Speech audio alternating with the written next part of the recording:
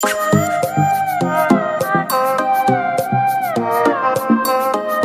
afternoon and welcome to Ask Dr. Chris. Today we will be talking about weight loss in general, and we will start with a simple conversation about what exactly is weight loss. Feel free to ask me any questions or send me an email. Contact me on Facebook if you have any question at the end of this conversation.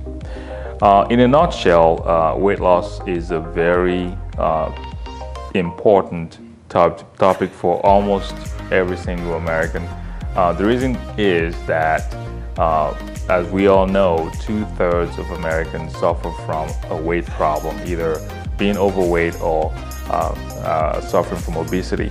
And even more important is the fact that about 30% of Americans are suffering from weight-related diseases that can lead to a lot of limiting problems.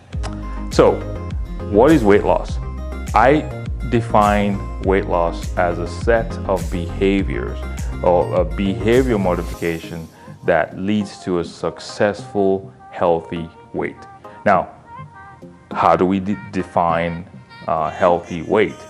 We all know this concept of BMI, which is a ratio of a height divided by your weight, and that will give you a range, usually from anything from 18 to 40s or 50s.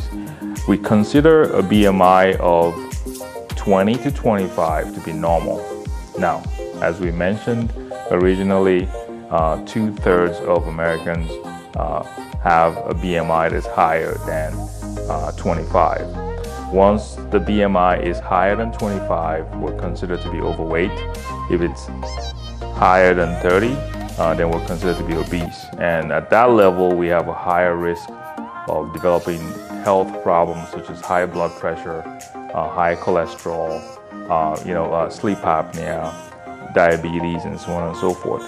Now, it is very easy to start losing weight. It takes understanding that you have a problem. And this is one of the biggest challenges that we all face. It's really admitting that we have a problem and knowing where to seek help. As mentioned before,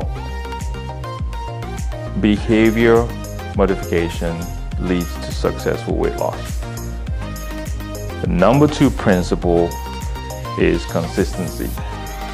Many of us lose weight for a short period of time, and then we lose track of our goals and we start regaining weight. It's important to develop a consistent behavior. Now, let's talk about the behaviors that we need to modify in order to be successful in losing weight. One of them is eating habits. We've talked a lot about dieting and eat this, don't eat that. I can tell you from personal experience that it is extremely difficult to restrict yourself as to what you eat for a long period of time. So we find out that we start a diet, we do great for a couple of weeks, maybe 6 weeks. In some occasions, we are able to comply for months. But we find out that at the end of a period of time, we slide back to our old behavior and we end up gaining weight again.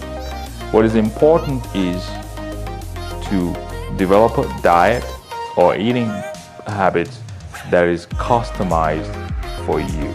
So I would recommend that you give us a call, let us talk to you, understand your eating habits, and we will be able to develop an individualized eating plan for you that is going to lead to a long-term weight loss success. There are certain foods that are well known to cause weight gain. Those are sugars, sugar-containing foods, corn syrup-based food, processed carbohydrates.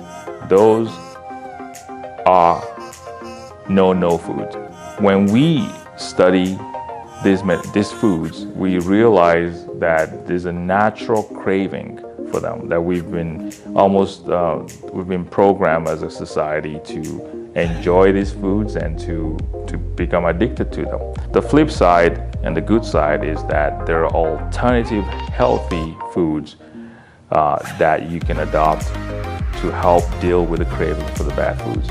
Once again, we can teach you which kind of food are good, which ones you should replace with, and so on and so forth. The next step in behavior is understanding your calorie intake.